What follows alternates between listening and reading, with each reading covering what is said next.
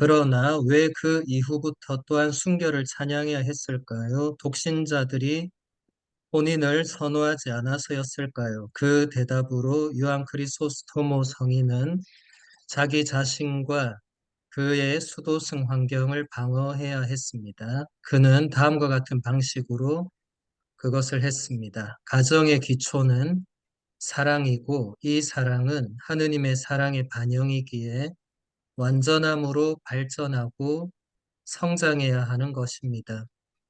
어떻게 우리가 사랑의 성장을 떠올릴 수 있을까요? 성경에서 계시가 성장하는 것도 같은 방식입니다.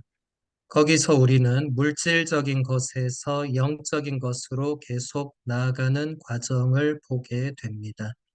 사랑에서도 그렇게 되어야 하는 것입니다.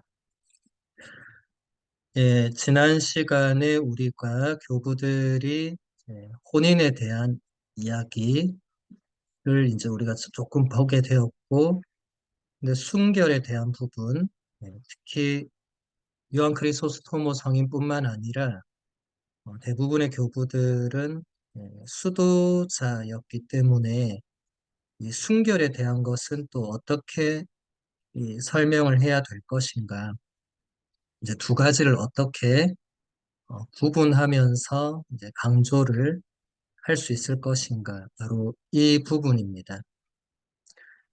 그래서 가정의 기초는 사랑이다. 뭐 이것은 다 아는 것이고, 이 사랑은 이제 발전하고 성장해 나가야 하는 것이다. 이 사랑의 성장이란 것은 여러분들도 이제 사랑을 하게 되면 또 가정 생활을 어릴 때부터 지금까지 다 해오셨기 때문에 이제 처음부터 완전한 가정, 완전한 사랑 이런 것은 존재하지 않고 즉 점점 더 그것이 발전하고 성장하게 되죠. 우리가 물질적인 것에서 영적인 것으로 나아가는 과정도 이제 비슷합니다. 이제 성경에서 계시가 성장하는 것도 비슷합니다. 대그레고리오 교황님이 말씀은 일르니와 함께 자란다라고 한 것도 바로 다 이런 맥락이죠. 우리가 성경을 아무것도 모르고 처음 읽을 때는 아무것도 깨닫지 못하죠. 그런데 이제 조금씩 배우고 또 성경의 의미를 묵상하는 방법을 알고 그리고 하느님의 말씀을 조금씩 깨닫고 맛들이고 하면서 우리만 성장하는 게 아니라 말씀도 그 의미가 깊어진다는 것을 지난번에 본 적이 있습니다. 사랑에서도 그렇게 되어야 한다. 이제 슬라이드 보면 처음에 혼인은 사라지고 많은 감각들의 이끌림입니다. 혼인이 깨어지지 않도록 하기 위해서는 언제나 더 영적으로 변화하는 어떤 참된 우정이 성장해야 합니다. 그러나 몇몇 특권을 받은 사람들에게 이러한 성장은 속도가 붙게 될 것입니다. 처음부터 그들은 육적으로가 아니라 오직 영적인 방식으로 다른 사람들을 사랑하려고 합니다. 이런 사람들이 순결을 서원하는 것입니다. 다른 이들은 혼인을 하지만 영적인 성장 없이는 그들의 결합이 깨어지고 맙니다. 따라서 처음부터 어떤 방향으로 나아가야 할지를 염두에 두어야 하는 것입니다. 네, 이 화면에 제가 좀 나오면 좋을 것 같아요. 네, 혼인의 이 성장 과정을 지금 이 본문이 설명을 해주고 있는데 처음에는 이제 감각들의 이끌림으로 이제 출발을 한다. 결국 혼인이라는 것도 부부가 이제 영적으로 변화하는 참된 우정이 그 안에서 자라나야만 한다는 겁니다. 그렇지 않고 계속 그냥 감각적인 혹은 감정적인 것에 머무른다면 그게 지속되기가 어렵겠죠. 그래서 이제 정결을 서원하는 수도자들은 어, 이제 남녀의 결합으로 사랑을 성장하는 것이 아니라 예수 그리스도와의 결합으로 그래서 오직 하느님만을 바라보고 이제 하느님을 위해서 자신의 존재와 삶을 온전히 봉헌하겠다는 그 서원으로 이제 다른 길을 이제 가는 것이죠. 그래서 정결의 덕에 대해서 조금만 더 예, 보도록 하겠습니다. 예, 각주 8번에 보면 가톨릭 교회 교리서 2347항은 이렇게 말합니다. 정결의 덕은 우정으로 피어납니다. 정결의 덕은 우리를 당신의 벗으로 선택하시고 당신을 남김없이 우리에게 주시며 우리를 하느님이신 당신의 신분에 참여하게 하신 그분을 어떻게 따르고 본받을 것인지를 가르쳐 줍니다. 정결은 불멸을 약속해 주는 것입니다. 정결은 특히 이웃과 나누는 우정으로 표현됩니다. 동성이나 이성 사이에 발전된 우정은 모두에게 큰 선익을 줍니다. 우정은 영적 친교로 발전합니다. 예, 가톨릭 교회 교리서는 이 정결의 덕이 우정과 연결이 되어 있다고 가르칩니다. 예, 그리고 우정은 영적인 친교로 발전해야 된다. 그래서 정결의 덕, 정결 서원을 한 수도자들은 예, 하느님과 예수 그리스도와 맺는 그 관계와 그 우정을 영적인 친교로 이제 발전시켜 나가야 된다는 거죠. 이제 부부는 이제 부부 두 사람이 이제 영적인 우정으로 점점 더 이제 부부의 사랑을 성장시켜야 되고 수도자들은 예, 하느님과 예수님과 성모님과 교회와 그 우정을 발전시켜 나가야 된다는 것입니다. 그 다음 또 각주 9번을 보면 가톨릭 교회 교리서 915항은 이렇게 말하고 있습니다. 그리스도의 모든 제자는 다양한 복음적 권고를 받고 있습니다. 모든 신자는 완전한 사랑으로 부름받습니다. 이 사랑은 봉헌 생활의 소명을 자유로이 받아들이는 사람들에게 하느님 나라를 위한 독신 생활의 정결, 청빈, 순명의 의무를 지웁니다. 교회가 인정하는 일정한 생활 신분에서 바로 이 복음적 권고의 서원이 하느님께 봉헌된 생활의 특징입니다. 예, 모든 신자가 사랑으로 부름받고 있는 것은 똑같습니다. 하느님은 우리 모두를 사랑으로 부르시는데 어떤 사람들은 부부의 사랑으로 그 소명에 응답하고 어떤 사람들은 정결과 청빈과 순명을 서원하는 이 봉헌 생활. 예, 요즘은 우리 한국말 번역으로 축성 생활. 그래서 2월 2일 주님 봉헌 주기를 우리 교회는 축성 생활의 날로 특별히 하느님께 자신을 온전히 봉헌한 그 수도자들을 위해 기도하는 날로 우리가 지내고 있죠. 그래서 수도자들은 이 정결과 청빈과 순명이라는 이 복음적 권고를 이제 전적으로 자유롭게 이제 서원을 함으로써 이제 교회가 인정하는 그 신분, 수도자는 교회가 인정하는 특별한 신분이 됩니다. 그래서 이 서원으로 자신의 그 봉헌을 실행하고 이제 교회에 이제 기쁨을 주는 이제 그런 삶을 살게 되죠. 그 다음 24장 그리스도인들의 다스림을 보도록 하겠습니다. 아우구스티노 성인은 이렇게 말합니다. 남을 다스리는 사람은 두려움을 받기보다 사랑을 더 받아야 합니다. 네, 이 짧은 한 문장은 옛날이나 지금이나 그대로 통용되는 말씀이겠죠. 권력자들은 사람들에게 두려움을 받게 되면 문제가 있는 겁니다. 독재자들을 떠올려 보시면 쉽게 이해가 되겠죠. 사랑을 받을 때 그때 다스리는 사람이 참된 권력을 행사한다고 볼 수 있겠죠. 모든 사회에는 통치자들과 그들의 지배를 받는 사람들이 있습니다. 우리는 그것을 불가피한 것으로 여기기는 하지만 이 상황을 힘들게 받아들입니다. 교회의 수많은 교부들은 아무도 이것을 달갑게 여기지 않았습니다. 니사의 그레고리오 성인은 이것을 다음과 같은 방식으로 고찰했습니다. 인간은 하느님의 모상대로 창조되었습니다. 충만한 자유의 선물은 오직 하느님 자신에게 순종할 수 있기 위한 전제입니다. 더 낮은 본성도 인간이 그것을 지배할 권리를 가지고 있지 않습니다. 그러나 순종에 대해서 성경에서 배우게 되는 모든 것은 이와 반대되는 것입니다. 그 예로서 죽음에 이르기까지 순종하셨던 그리스도 자신이 주어졌습니다. 그러나 그 보상으로 하느님께서는 그분을 높이 올리시고 그분 앞에 하늘과 땅 위와 땅 아래에 있는 자들이 다 무릎을 꿇게 하셨습니다.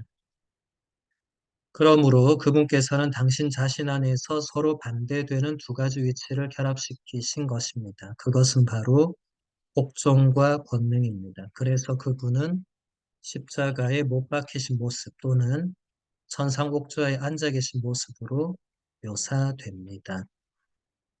예, 예수님 자신이 실제로 이런 말씀을 하셨죠. 사람의 아들은 섬김을 받으러 온 것이 아니라 섬기러 왔고 많은 사람들을 위한 몸값으로 자신을 바치러 왔다.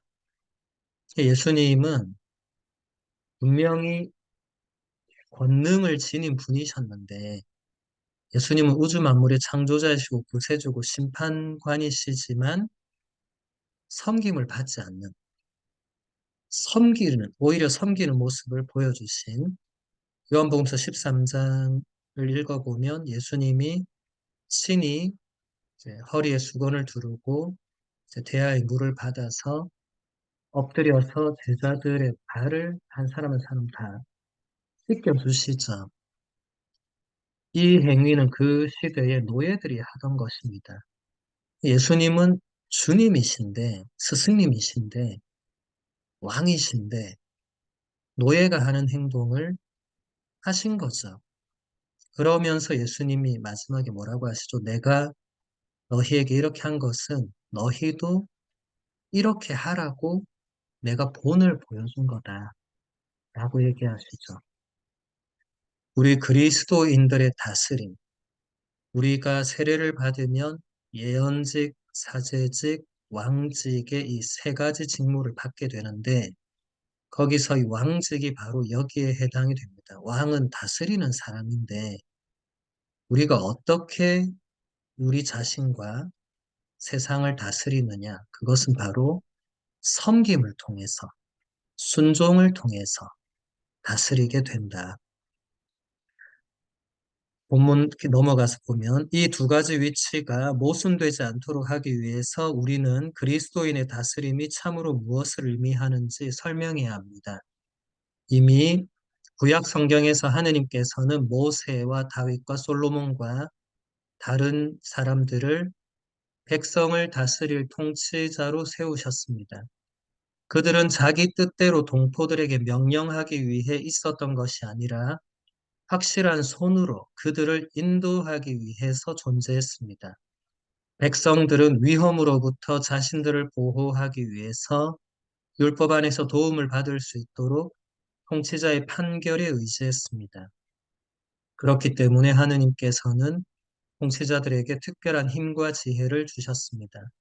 오직 이러한 방식으로만 세상의 거대한 힘들 가운데에서 선택받은 작고 약한 백성이 목숨을 부지하는 일이 가능했던 것입니다. 구약 성경에서 다스렸던 인물들, 대표적으로 이제 모세와 다윗과 솔로몬을 볼 때 그들이 어떻게 이스라엘 백성을 다스렸느냐? 자기 뜻대로 자기 마음대로 다스린 적이 한 번도 없었죠.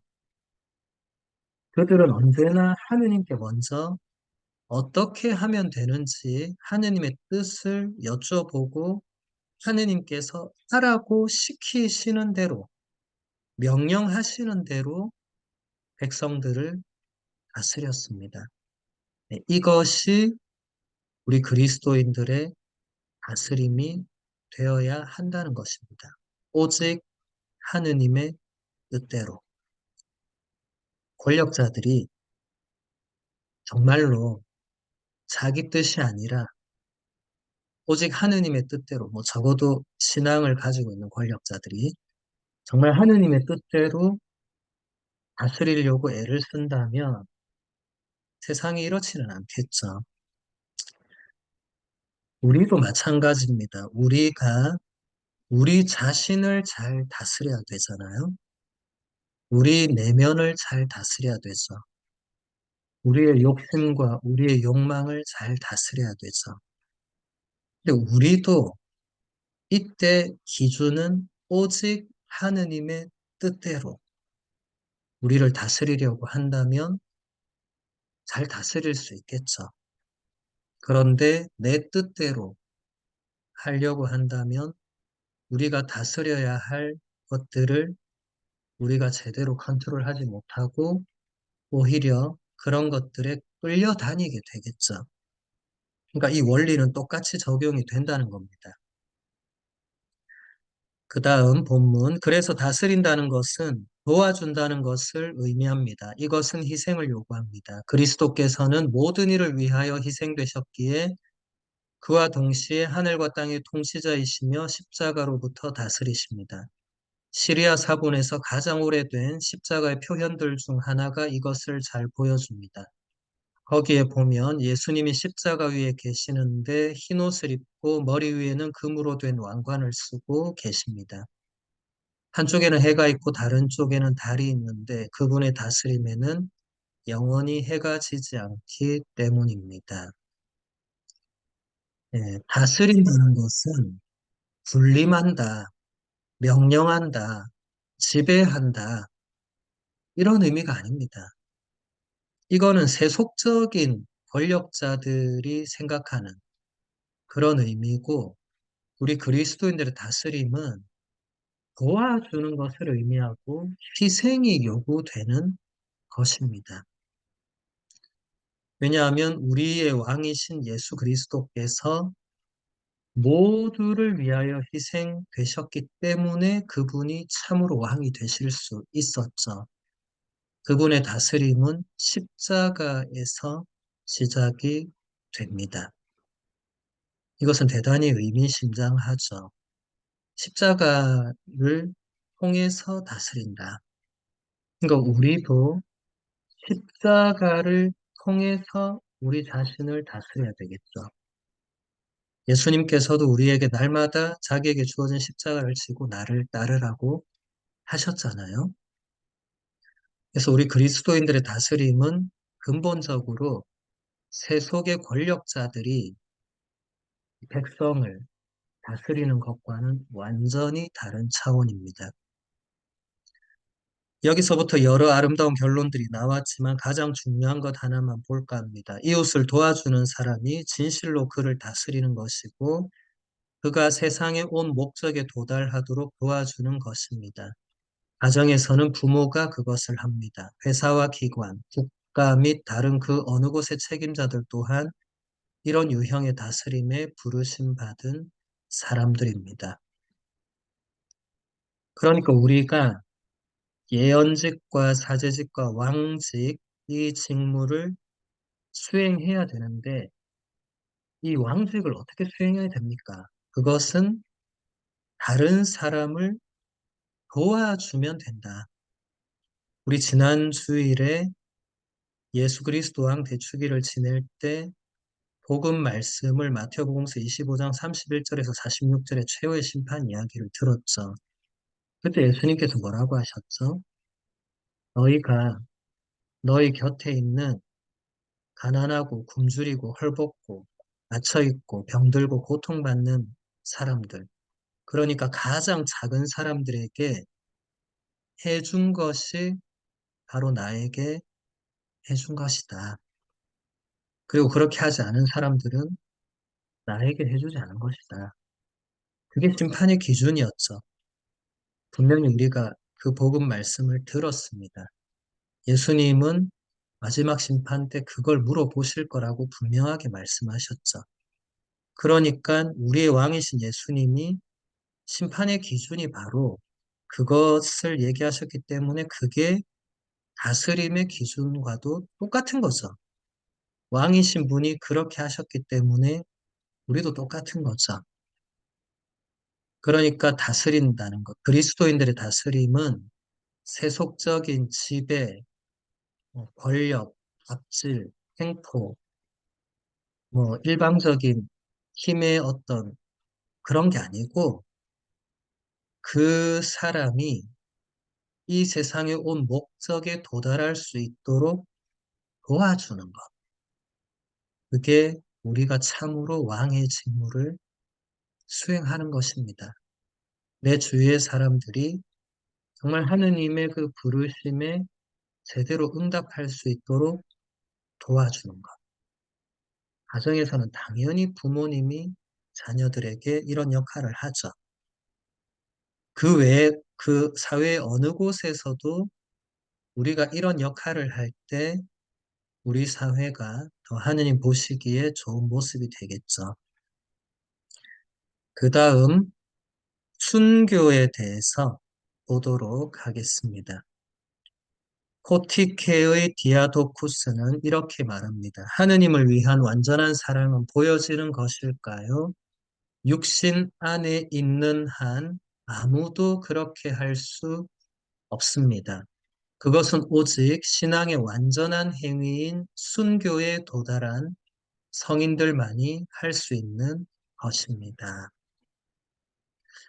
예, 디아도쿠스는 하느님을 위한 완전한 사랑, 신앙의 완전한 행위, 이것이 순교다라고 하고 있습니다. 초세기 그리스도인들에게 순교는 하느님께서 그들과 함께 계신다는 사실을 보여주는 것이었습니다. 안티오키아의 이냐시오 성인의 편지들에서 우리는 순교의 신학적이고 신비적인 요소들을 얻게 됩니다.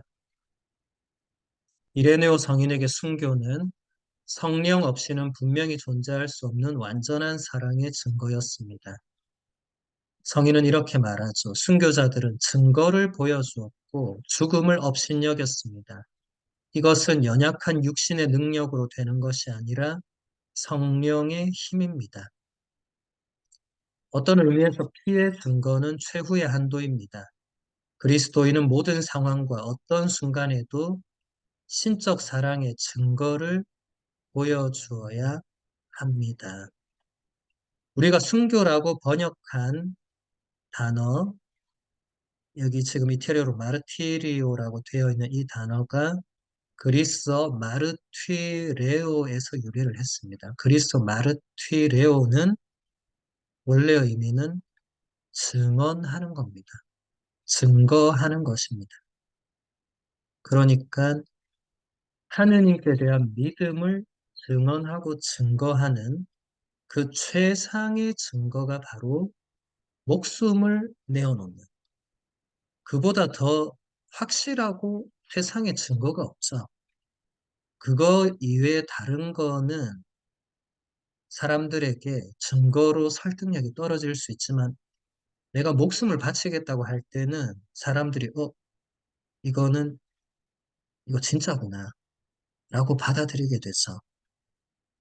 우리 그리스도교는 테르툴리아누가 얘기한 대로 순교자들의 피가 이제 씨앗이 되어서 그리스도교가 퍼져나가게 되었죠. 한국 교회도 마찬가지고 전체 그리스도교도 마찬가지고 로마뿐만이 아니라 그리스도교가 다른 지역에 전파될 때마다 박해와 순교는 항상 있어 왔습니다. 그런 순교자들의 피가 있었기 때문에 지금은 그리스도교가 온 세상에 퍼져 있게 되었죠. 순교자들이 없었다면 그들의 목숨 바친 그 증언과 증거가 없었다면 지금 우리가 이렇게 신앙을 알 수 있고 신앙생활을 할 수 있을지 없을지 모르는 일이죠. 초세기 교부들과 신앙인들에게 순교는 이제 굉장히 신학적이고 신비적인 요소가 거기에 있는 것이었습니다. 왜냐하면 아무나 순교를 할 수가 없잖아요. 순교자보다 배교자 숫자가 훨씬 많았습니다. 언제나. 그게 역사에 남아있지 않아서 그렇지. 훨씬 많은 사람이 배교하는 상황에서 순교를 하는 게 사실 더 어렵죠. 같이 성당 다니던 사람이 박해가 왔을 때 친한 신자들이 다 배교했는데 나 혼자 순교한다. 이게 쉬운 일이겠어요? 어렵죠. 그래서 이것은 단순히 교부들이 파악하기로는 이것은 우리의 연약한 육신의 힘이나 능력으로 되는 것은 아니다. 이것은 성령의 힘이다. 물론 성령의 힘도 있지만 그것을 믿는 사람들, 그리고 정말 하느님께서 나를 너무나 사랑하셔서 외아들 예수님을 내어주셨고 내가 하느님과 함께 영원히 살 것이라고 굳게 믿었던 그 신앙이 순교의 발판이 되었겠죠. 사도 바오로가 로마인들에게 보낸 편지에서 이런 말을 하죠. 무엇이 우리를 그리스도의 사랑에서 갈라놓을 수 있겠습니까? 라고 하면서 환난입니까? 역경입니까? 박해입니까? 위험입니까? 칼입니까? 헐벗습니까? 막 이렇게 하면서 그 어떤 것도 권력도 뭐 저 높은 곳 깊은 곳 그 피조물의 그 어떤 것도 예수 그리스도를 통해서 드러난 하느님의 사랑에서 우리를 떼어놓거나 갈라놓을 수 없다고 순교자들은 이것을 믿은 사람들이고 자신이 믿고 있던 이 진리를 목숨을 바쳐서 사람들에게 증언하고 증거했던 분들입니다. 그래서 우리는 순교자들을 성인, 성녀로 다 공경하고 그분들의 그 신앙의 삶을 본받으려고 하죠. 예, 그 다음 본문 보면 그렇게 오리게네스는 양심의 순교라는 유명한 표현을 썼습니다. 이것은 누군가가 참된 그리스도인으로 살아있는 곳 어디에서나 발생합니다. 엄격한 수도 생활 방식을 선택한 이들은 순교자들과 비교하는 것이 언제나 더 일상적인 것이 됩니다. 성 안토니오는 그리스도를 위해서 죽고 싶었지만 원형 극장에서 그것을 이루지 못했습니다. 그래서 그는 믿음의 전투에 있는 용사가 되기 위해 사막으로 물러갔습니다. 예, 순교를 지금 우리는 하고 싶다고 해서 할 수 있는 상황에 다 있는 건 아니죠. 지금 이 시대에도 박해가 없죠. 그래서 여러분 중에 누군가 난 정말 순교를 하고 싶다 해도 지금 아무도 여러분이 미사 드린다고 죽이려고 하지 않습니다. 적어도 여러분이 살고 있는 곳에서는. 그래서 오리게네스가 양심의 순교라는 이 유명한 표현을 썼습니다. 그러니까 우리가 직접적으로 목숨을 바쳐서 신앙을 증거하지 않더라도 우리 내면에서부터 하느님께 대한 믿음을 증거해야 된다. 양심의 순교는 쉽게 말해서 양심을 어기지 않는 것을 말하겠죠. 그냥 세상의 사람들이 아무렇지 않게 양심을 거리낌 없이 어기고 양심의 가책을 느끼지 않고 그냥 죄를 짓고 그냥 살아갈 때 그리스도인들은 끝까지 그 양심을 철저히 지키려고 애쓰는 것도 하나의 순교라고 할 수 있다는 것입니다. 안토니오 성인도 순교를 갈망했지만 죽을 수 없었죠. 오리겐에서도 마찬가지입니다. 순교를 정말 갈망했지만 결국 순교를 하지 못했습니다. 그래서 우리가 모든 신자가 다 순교하면 신앙이 전달이 안 되잖아요. 우리나라도 보면 김대건 신부님은 순교를 해서 신앙을 증거했지만 최양옥 신부님은 정말 온 한반도를 그 발로 다니시면서 신앙을 전달했죠. 최양업 신부님도 순교하시고 뭐 계속 순교만 하면 신앙은 누가 전달하는 거예요? 그러니까 모두가 순교의 그 기회나 그 은총을 누리는 건 아니고 다 각자의 삶의 자리에서 각자가 할 수 있는 순교, 다른 말로 신앙을 증언할 수 있는 그런 길은 얼마든지 있다는 겁니다. 스튜디오의 테오도로는 종교인의 의무는 완전한 성적인 순결을 유지하는 것, 즉 날마다 십자가를 지고 수도복을 입는 것은 계속해서 그들에게 그것을 상기시켜주는 것이라고 했습니다. 성 요한 클리마쿠스에게 완전한 독신은 하느님의 현존을 보여주는 것이었습니다. 왜냐하면 본성을 만드신 분만이 본성적 성향의 힘을 제한하실 수 있기 때문입니다. 이 교부들은 이 순교를 이제 우리 삶으로 어떻게 순교를 할 거냐. 그래서 수도자들에게는 그 완전한 성적인 정결을 유지하는 게 순교라고 가르친 거죠. 그래서 수도복을 입게 한 겁니다. 그 수도복을 입는다는 것 자체가 자신이 하느님께 서원한 그 정결을 계속 지켜나가는 의미가 되죠. 그래서 오늘날 이런 시대에도 우리 수도자들은 그 수도복을 입고 살잖아요. 그 순교입니다, 그게. 여러분, 현대인들이 얼마나 옷을 편하게 자기 좋아하는 옷을 사 입어도 되는데, 잘 수도자가 수도복 안 입는다고 수도자가 아닌 건 아니거든요. 그렇지만 그 수도복을 항상 입는 자체가 하나의 순교가 된다. 그러니까 하느님을 향한 믿음의 증거가 되고, 요한 클리마쿠스 성인이 가르쳐 준 것처럼 하느님의 현존을 사람들에게 보여주는 것이 된다. 수도자들이, 사제들이 수도복이나 이 사제의 복을 입고 사는 그 자체만으로 이제 일반 신자들이, 아, 저분들은 정말 하느님과 함께 살아가는구나. 그렇지 않으면 그 옷을 뭐하러 그렇게 매일 똑같은 옷을 입고 있겠어요. 특히 수녀님들은 이 머리에 또 캡도 써야 되고, 대단히 이게 현대인들이 보기에는 대단히 불편하죠. 그래서 그런 불편함이 모든 것이 아니라 그 수도복을 입는다는 의미는 이런 의미들이 있는 것입니다. 그 다음 본문. 그러나 성령의 유일한 표징들은 원형 극장에서의 죽음이나 엄격한 수도 생활의 고행만일 수는 없습니다.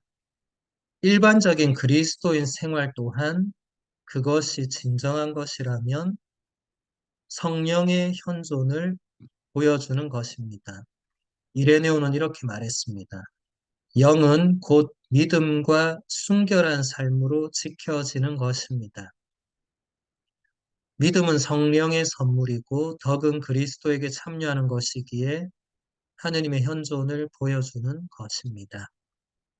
네, 이것은 사제나 수도자가 아닌 그냥 우리 평신도들, 우리 일반 신자들도 이 일상의 삶에서 순교자로 살아갈 수 있다는 걸 말하는 겁니다. 자신이 정말 신앙인으로서 살기를 원하고 그렇게 실천하기 위해서 애를 쓴다면 하느님의 현존이 드러나게 된다는 거죠. 그래서 우리가 자신의 지금 삶의 모습이 다른 사람에게 하느님의 현존을 드러내 보여주는가를 한번 각자 생각해 볼 필요가 있습니다. 물론 다른 사람들이 그렇게 쉽게 그것을 판단하거나 대답하기는 어렵겠지만 우리가 지금 정말 열심한 어떤 신자를 떠올려 볼 때, 아, 저 사람은 정말 하나님과 함께 살고 있구나. 이런 걸 느끼게 해주는 신자들이 있을 거예요, 여러분 주위에. 뭐 가서 대놓고 말은 하지 않지만, 아, 저분은 정말로 그리스도를 이제 정말 그리스도를 온전히 갈망하는 정말 이 신앙의 열정이 예수님을 향한 사랑이 그 삶에서 그 존재에서 배어나는구나. 이런 게 느껴지는 사람들이 있겠죠. 저는 신학생 때 캘커타에도 마더 데레사 성녀 그 수녀원에 가서 한 달 동안 거기서 살면서 봉사활동도 하고 여러 체험을 했는데 그 마더 데레사 수녀원은 항상 아침 6시 미사와 저녁 6시에 성시간이 있어요. 그 성시간 때 수녀님들이 이제 현시된 성체 앞에 무릎을 꿇고 이제 기도를 하고 침묵 중에 조배를 합니다. 수녀님들이 가운데에 계시니까 우리 일반 봉사자들 혹은 일반인들은 양옆 사이드에서 보게 되죠. 그러니까 이제 자연스럽게 우리가 성체도 향하지만 수녀님들도 볼 수 있습니다. 그래서 제가 그때 수녀님들을 보면서 깜짝 놀란 것은 그 성체, 현시된 성체를 바라보는 그 수녀님들의 눈빛에서 진짜 막 불이 나오는 것 같은 느낌을 받았거든요. 한 분도 예외 없이. 저는 성체를 그런 눈길로 바라보는 분들을 처음 봤어요. 우리가 성체를 바라볼 때 물론 다 평소와는 다른 눈길로 보겠지만 그 수녀님들은 그 진짜 뭔가 이렇게 불이 이글거리는 그런 느낌? 대단히 충격적이었죠. 아, 진짜 저분들은 정말 예수 그리스도께 완전히 빠져 있고 예수 그리스도를 향한 그 사랑의 불이 지금 막 타오르고 있다는 게 그냥 느껴질 정도였죠. 저는 대단히 부끄러웠죠. 저는 그 돌바닥에 무릎 꿇고 있는 자체도 너무 무릎이 아파가지고 막 그러고 있었는데 그 수녀님들은 1시간 내내 그 차가운 돌바닥에 무릎을 꿇고 그렇게 성체를 바라보고 계셨습니다. 그 여러분 주위에도 그런 분들이 분명히 계실 거예요. 그리고 우리도 그렇게 살 수 있고, 그리고 그것이 우리의 삶에서 그게 하나의 순교가 될 수 있는 것입니다. 초세기에는 단순하게 세례를 받은 평범한 사람들보다 더 높은 지식을 소유하는 것이 낫다고 생각했던 소위 영지주의자들의 이단이 널리 퍼져 있었습니다. 그것은 무엇보다도 이집트에 널리 퍼져 있었습니다. 알렉산드리아의 클레멘스가 영지주의자들을 반대하는 작품을 썼기 때문에 현대 교과학자들은 그를 인본주의자라고 불렀습니다.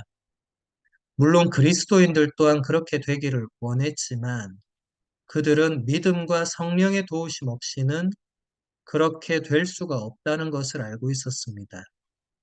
만일 그들이 사랑을 지니고 있다면 신학을 오랜 시간 공부했던 사람들보다 더 완전한 사람들입니다. 네, 이게 무슨 말이냐면 영지주의자들은 철저한 이원론적인 그 세계관을 바탕으로 해서 신자들도 철저한 이원론으로 구분을 했어요. 그러니까 정말 그 영지, 특별한 그 깨달음을 얻은 사람들과 전혀 그렇지 못한 평범한 사람들.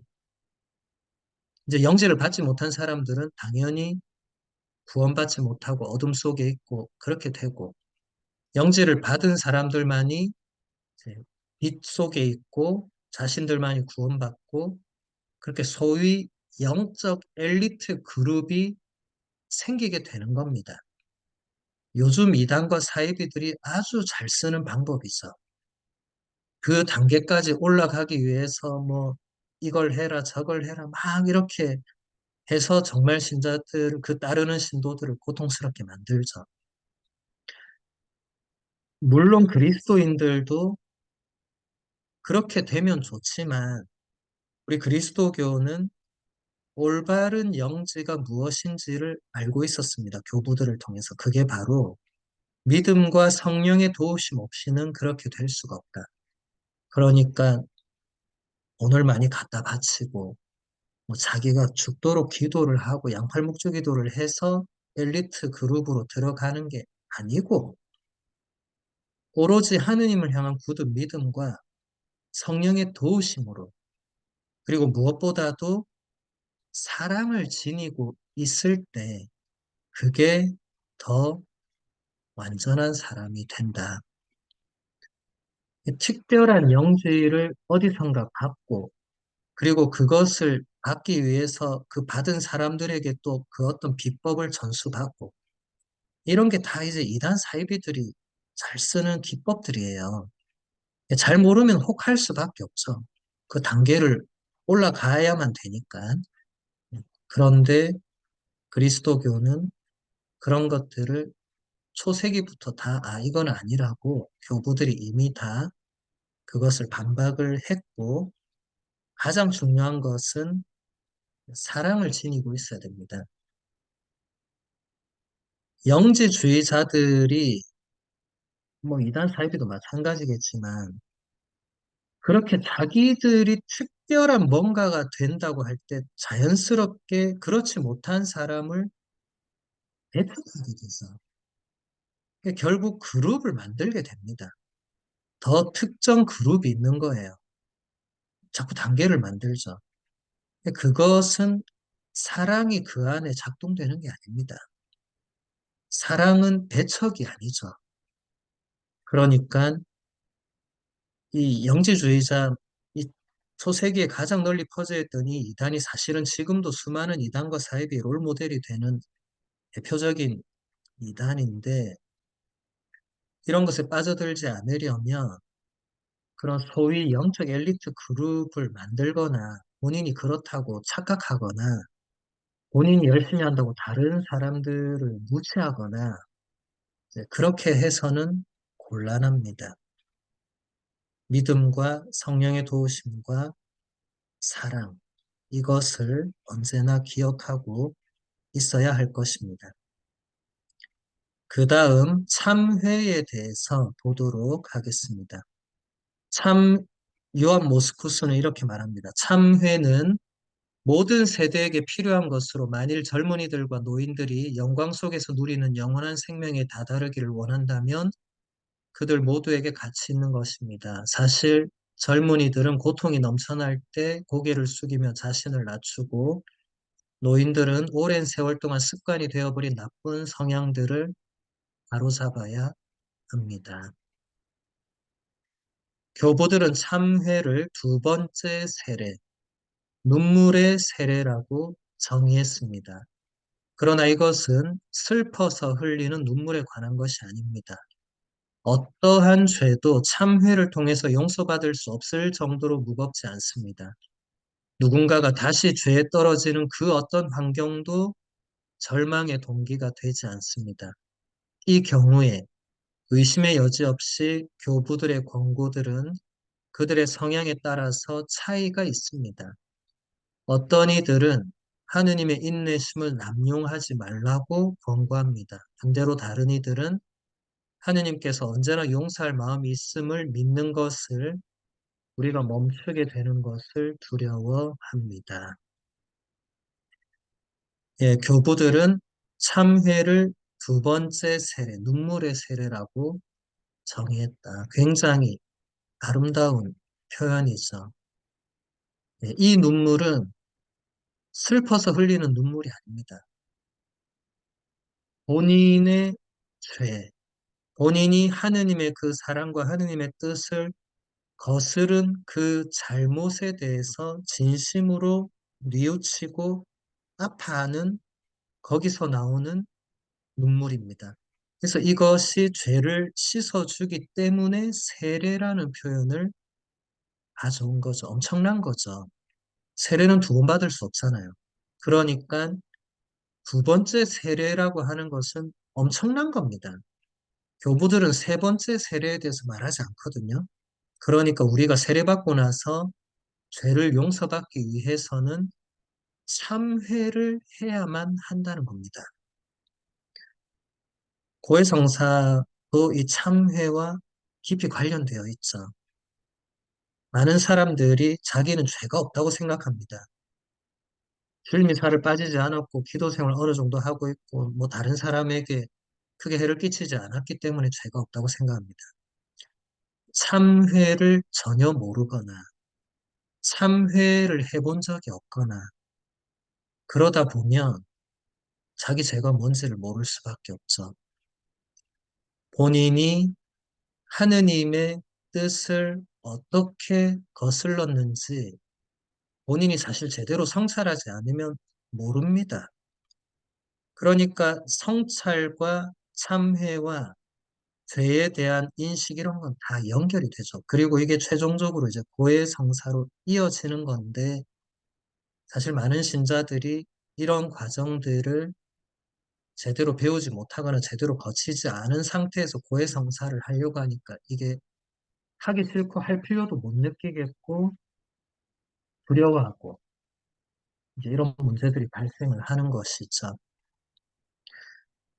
그 어떤 환경도 다시 죄에 떨어진 그 어떤 환경도 절망의 동기가 되지 않고 그 어떤 죄도 참회를 통해 용서받을 수 없을 정도로 무겁지 않다.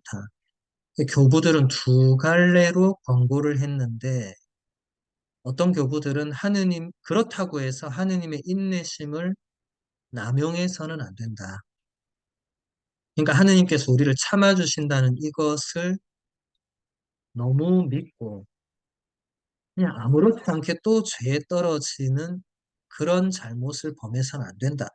물론 우리가 인간적으로 나약하기 때문에 지은 죄를 또 지을 수 있는 것에는 교부들이 동의를 하지만 그렇다고 해서 내가 어차피 또 이 죄를 지을 거니까 라고 하면서 아무렇지 않게 죄를 짓는 이것은 하느님의 인내심을 남용하는 것이다. 그것은 안 되겠죠. 그와는 반대로 하느님께서 언제나 우리를 용서하실 마음이 있다는 것을 믿어야 되는데 그러지 않는 것. 이게 문제가 된다는 거죠. 프란치스코 교황님 즉위 미사 강론 때 이런 말씀을 하셨고 그 말씀을 그대로 권고 복음의 기쁨에 넣으셨는데 하느님께서는 우리를 용서하시는데 결코 지치지 않으십니다. 오히려 우리가 하느님의 용서를 청하는 데 지쳐 있습니다. 라는 말씀을 하셨죠. 이게 바로 이 교부들의 이 권고에 그대로 이어지는 맥락입니다. 그러니까 교황님은 이런 쪽의 교부들의 그 권고의 맥락을 받아들여서 우리에게 권고한 거죠. 하느님께서는 우리가 참회하고 돌아왔을 때 우리를 언제나 용서해 주시고 받아주시는데 우리가 그런 하느님께 다시 나아가는 것을 그리고 하느님이 나를 용서해 주신다는 것을 믿고 확신하는 데에 두려움이 있다는 겁니다. 근데 그런 분들은 두려워할 필요가 없다는 거죠. 그 다음 본문 보면 이런 권고들 중에서 요한 크리소스토모 성인이 으뜸입니다. 그는 단순하게 말합니다. 절망하지 마십시오. 그리고 그는 자주 용서가 얼마나 쉬운 것인지를 언급합니다. 그대는 죄를 지었습니까? 하느님께 이렇게 말씀드리십시오. 제가 죄를 지었습니다. 이렇게 말하는데 어려울 게 뭐가 있습니까? 회개를 의미하는 그리스어 메타노이아도 이런 태도를 암시합니다. 원래 이 단어는 생각의 변화를 가리킵니다. 히브리어 표현도 이태리어 꼼베르시오네, 회심, 전향, 변환과 일치합니다. 요한 크리소스토모 성인은 이 부분을 대단히 단순하게 표현했습니다. 절망하지 마라. 그리고 죄를 지으면 하느님께 제가 죄를 지었습니다. 이렇게 말하라고. 그냥 죄를 고백하라고. 그러면 하나님께서 용서해 주신다고. 여러분 구약 성경 열왕기 읽어보면 다윗이 그 엄청난 죄를 짓고 나서 예언자가 찾아와서 당신이 이러이런 죄를 지었다고 얘기했을 때 다윗이 바로 내가 주님께 죄를 지었습니다라고 말했죠. 그러니까 예언자가 임금님이 바로 죄를 고백했기 때문에 하느님께서 바로 임금님을 벌하지 않는다고. 그러니까 그 본문도 사실 요한 크리소스토모 성인이 말하는 이 맥락과 같은 거죠. 그냥 하느님께 죄를 지었다고 고백하면 됩니다. 여러분, 아담을 생각해 보세요. 아담이 하느님께 죄를 지었을 때, 하느님 제가 죄를 지었습니다. 제가 잘못했습니다. 이렇게 안 하잖아요. 하와가 저한테 선악과 먹으라 해서 먹었습니다.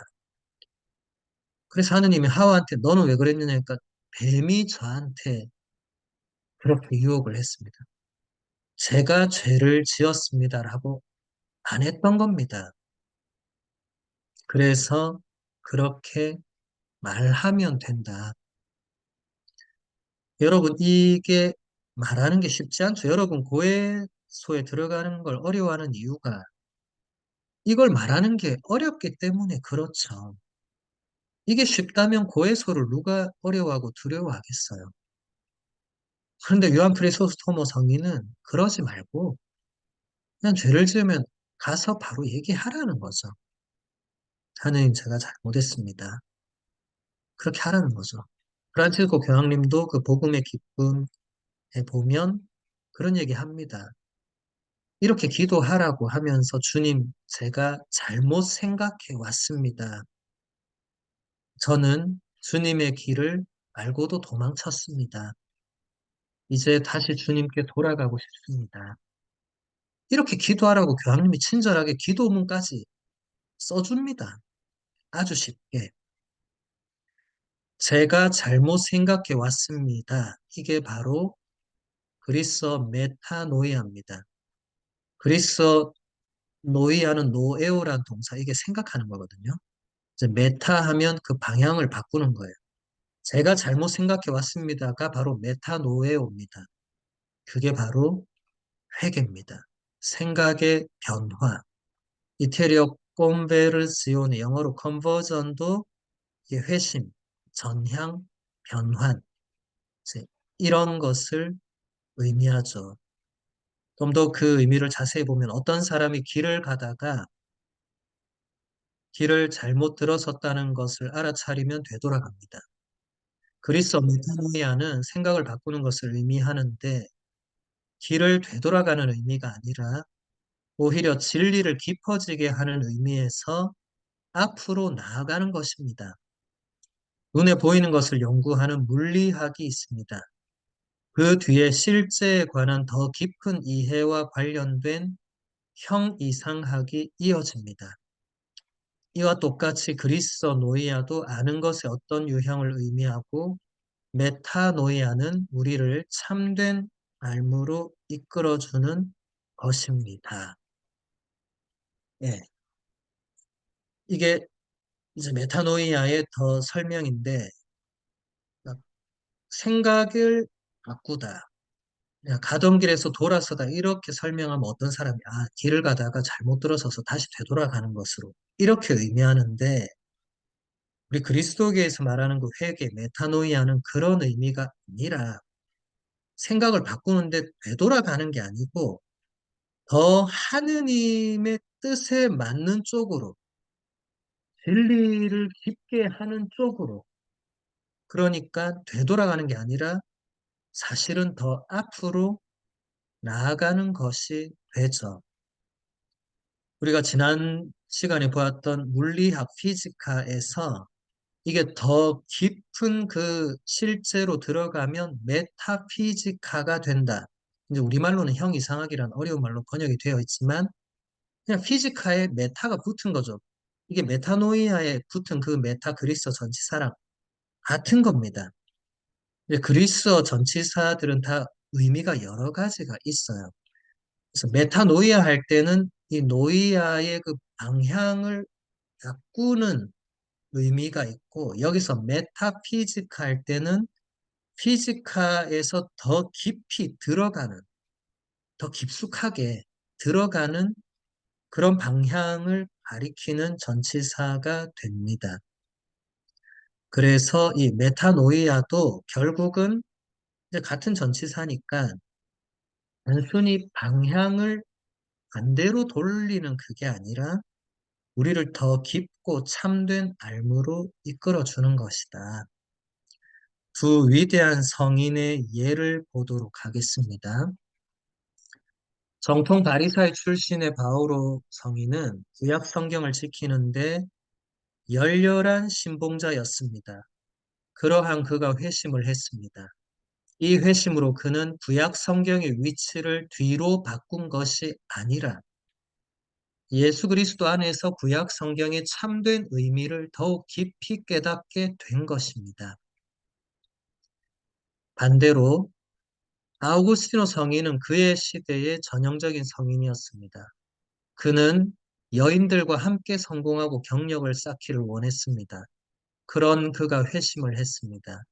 그가 성공할 수 있는 환경들을 버린 것은 아니지만 오직 하느님 안에서만 유일하고 참된 행복을 얻을 수 있다는 것을 깨닫는 데에 도달한 것입니다. 예, 이 두 가지 예는 전부 다 메타노이아가 아까 얘기한 대로 내가 길을 잘못 들었구나, 돌아서 가야 되겠구나, 그 의미가 아니라 내가 길을 잘못 들었구나, 더 깊이 들어가게 되는구나, 이겁니다. 사도 바오로가 회심을 했기 때문에 구약 성경의 위치를 바꾼 게 아니고 그리스도 안에서 구약 성경의 참된 의미를 바오로가 깨닫게 된 거죠.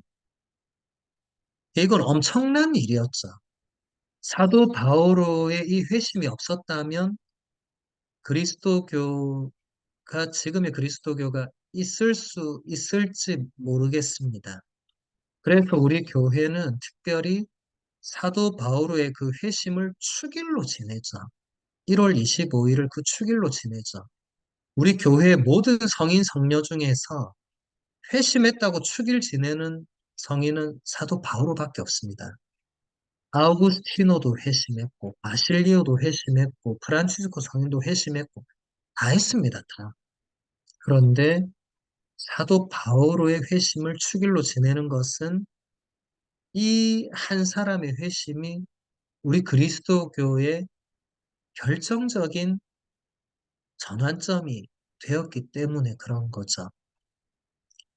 아우구스티노 성인도 마찬가지죠. 그도 회심을 했는데 그가 회심을 했다고 해서 아우구스티노 성인이 살고 있던 그 여건들이 변했거나 아우구스티노 성인이 그런 것을 버린 것이 아니고 아우구스티노 성인은 그 자신의 책에서도 보면 이 참된 행복이라는 그 책이 있는데 거기서도 보면 오직 하느님 안에서만 유일하고 참된 행복을 얻을 수 있다는 것을 본인이 깨달으면서 그러면서 더 앞으로 나아가는 거죠. 이 두 분의 예는 우리에게도 해당됩니다. 우리 또한 삶 속에서 행복을 찾고 진리를 위해 투쟁합니다. 참회를 통하여 우리는 그리스도 외에 그 어떤 다른 곳에서도 행복을 얻을 수 없다는 것을 결정적으로 깨닫는다는 의미로 회심하게 됩니다. 그렇게 해서 우리 자신도 되찾고 우리 자신을 더 깊이 깨닫게 될 것입니다. 이게 회심의 참된 의미입니다.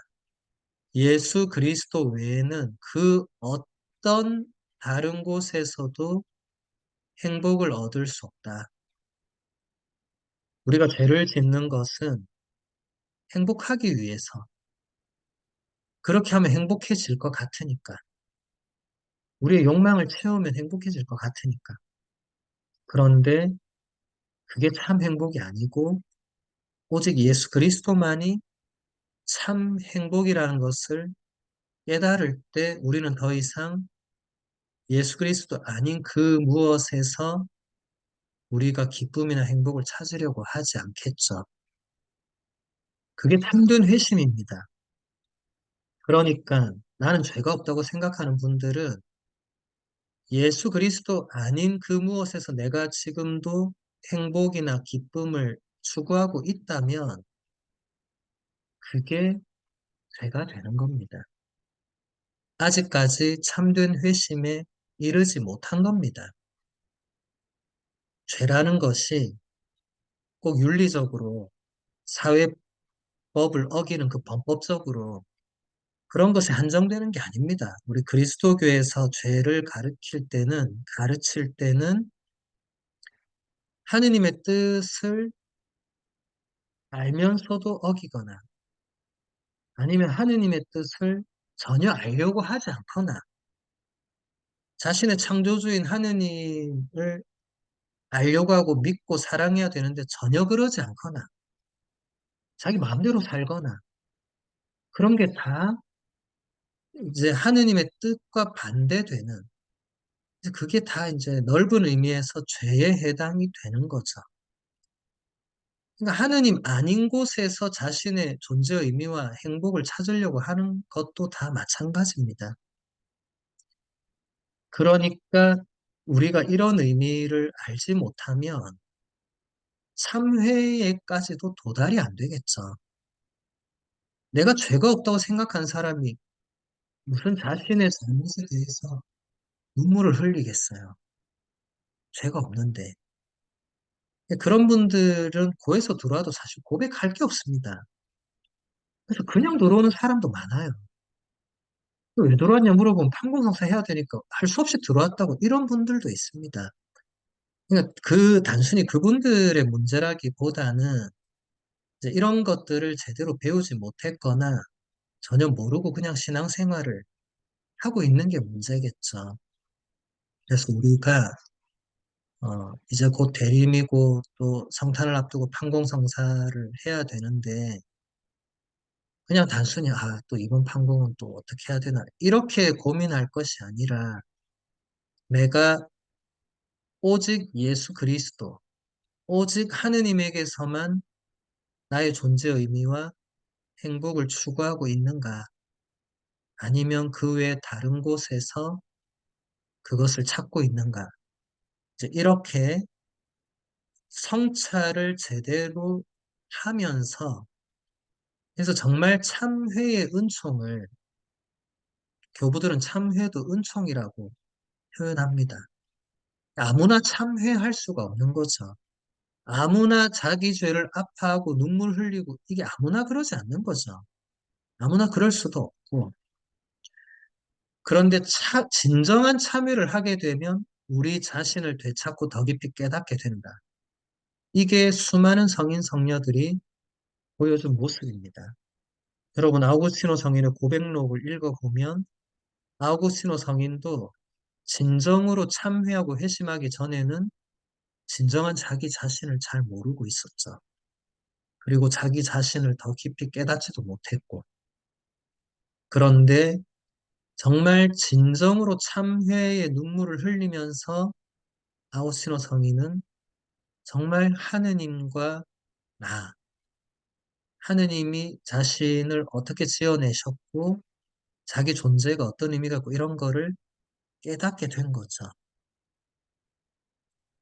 그래서 우리 지난 학기 마지막에 아우구스티노 성인에 대해서 볼 때 가장 아우구스티노 성인에게 감명받았던 부분이 바로 아우구스티노 성인은 생애의 마지막에 항상 벽에 그 참회의 시편들을 이제 써서 붙여놓고 날마다 그것을 읽으면서 참회의 눈물을 흘렸다고. 이제 몸이 병들어서 누워 있을 때조차도 눈길이 보이는 곳에 그 참회의 시편을 적어서 붙여두고 계속 그 시편을 읊조리고 기도하면서 참회 눈물을 흘리면서 그렇게 생을 마감했다는 얼마나 아름다운 거예요.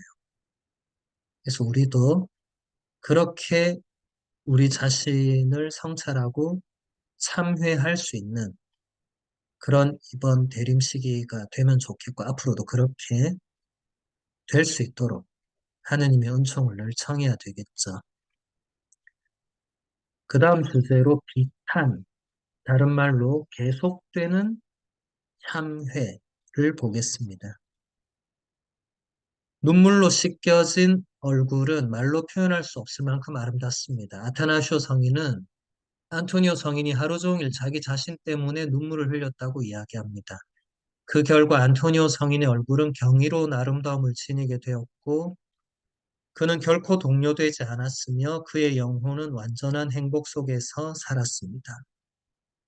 네, 참회의 눈물로 씻겨진 그 얼굴의 아름다움, 그 존재의 아름다움을 이야기합니다.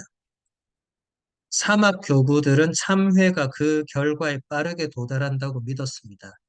호에멘 아빠스는 그의 동료 수사에게 다음과 같이 확신했습니다. 어떤 사람이 타락에 빠진 순간에 제가 죄를 지었습니다라고 말한다면 즉시 모든 것이 다시 제자리로 돌아올 것이라네.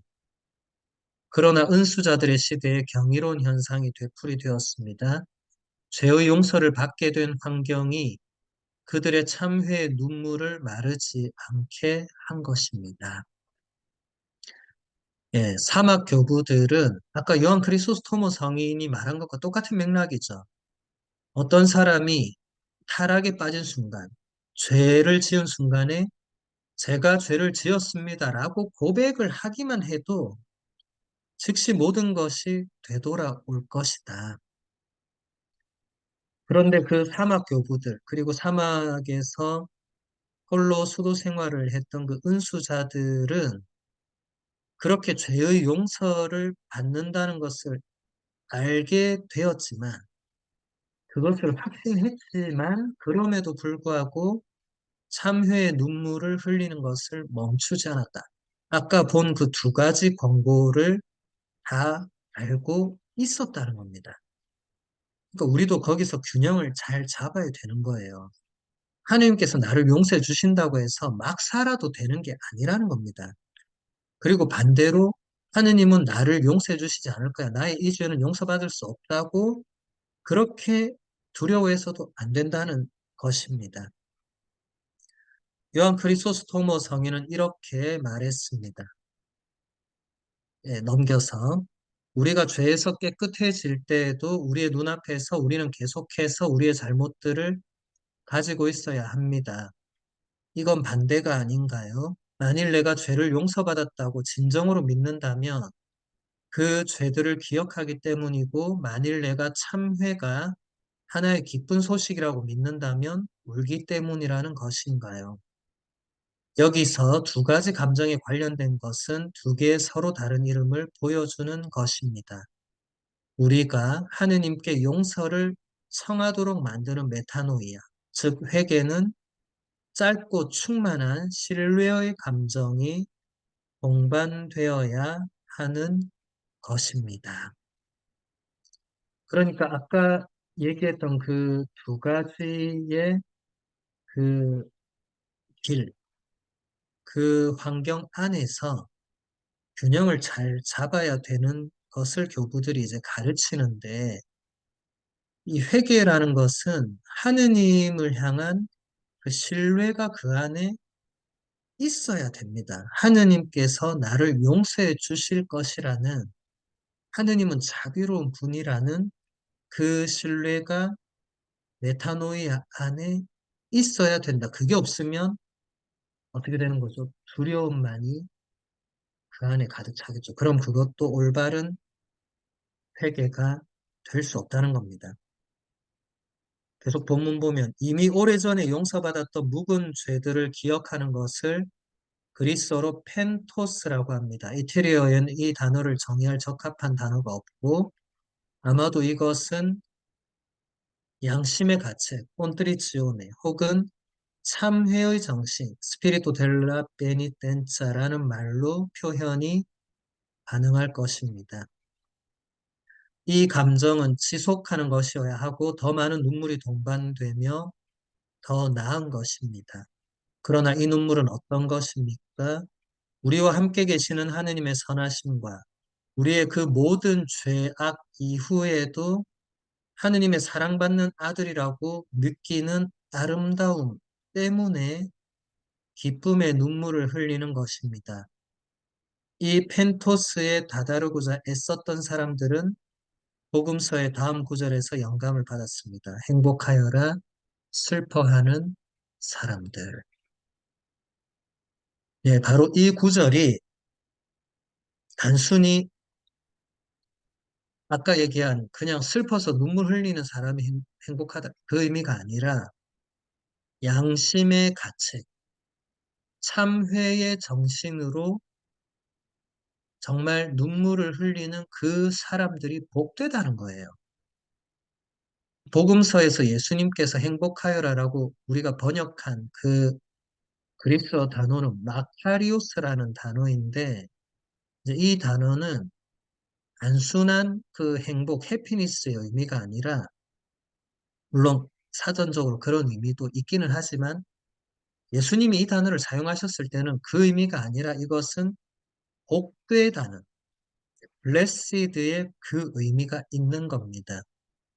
그러니까 우리가 참으로 양심 성찰을 제대로 해서 그런 아픔을 내가 정말 이 죄를 지어서 하느님의 마음을 아프게 했구나라고 정말로 내가 깊이 아파하고 뉘우치고 눈물을 흘리는 그런 것이 우리 안에서 이루어질 때 우리가 복되다. 여러분 고해성사 하기 전에 이렇게 되면 복된 겁니다. 그렇게 해서 죄를 고백할 때 여러분이 고해성사에서 받는 그 은총과 평화와 기쁨은 엄청나겠죠. 그런데 그런 성찰이나 참회나 이런 게 전혀 없이 그냥 고해서 들어가면 나올 때도 그냥 시큰둥하게 나올 수밖에 없겠죠. 그 다음 본문, 성인들의 삶에서 우리는 이러한 태도의 예들을 볼 수 있습니다. 성인들의 삶에서 우리는 이런 자세의 본보기들을 볼 수 있습니다. 요한 모스쿠스의 영적 초원에서 인용된 탈레르오 아빠스는 수도 생활을 60년 동안 하면서 우는 것을 결코 멈추지 않았습니다. 물론 슬픔의 눈물을 흘려야 하는 것이 아니라 기쁨으로 울어야 하는 것입니다. 세상 사람들은 돈을 잃어버리거나 어떤 목적을 달성하지 못했을 때 눈물을 흘립니다. 신앙인은 이런 유형의 슬픔을 즉시 내쫓아 버려야 합니다. 불확실함으로 가득 차서 하느님의 심판을 두려워하는 것 또한 나쁘고 해로운 것입니다. 우리는 영원한 생명을 믿기 때문에 가까운 친구들이 세상을 떠나는 경우에도 너무 슬프게 울어서는 안 됩니다. 그러나 하느님의 선하심과 관대하심에 대해 생각하는 것은 영적 인간을 눈물로 옮겨줍니다. 로욜라의 이냐쇼 성인 같은 용감한 군인도 이런 생각에 눈물을 흘렸던 것입니다. 예.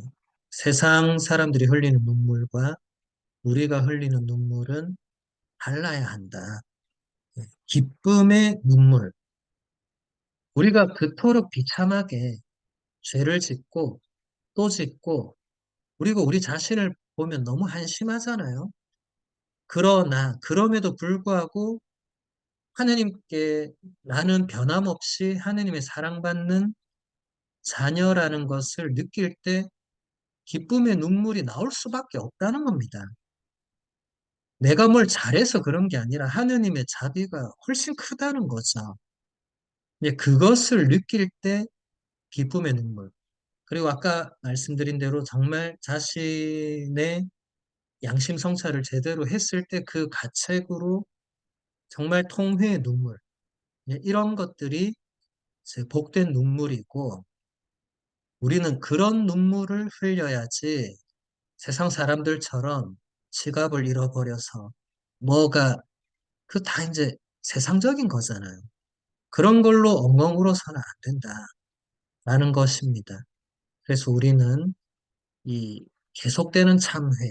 왜냐하면 우리가 계속 죄를 저지를 수밖에 없는 나약함을 지니고 있기 때문에 그렇다고 해서 그냥 어쩔 수 없으니까 그냥 이러고 살지 뭐 이게 아니고 끊임없이 계속 참회를 해서 이 참회의 눈물과 동시에 고해성사 후에 그 기쁨의 눈물을 흘릴 수 있는 그런 우리들이 되어야 한다라는 것입니다. 예, 오늘 강의는 여기서 마무리하도록 하겠습니다.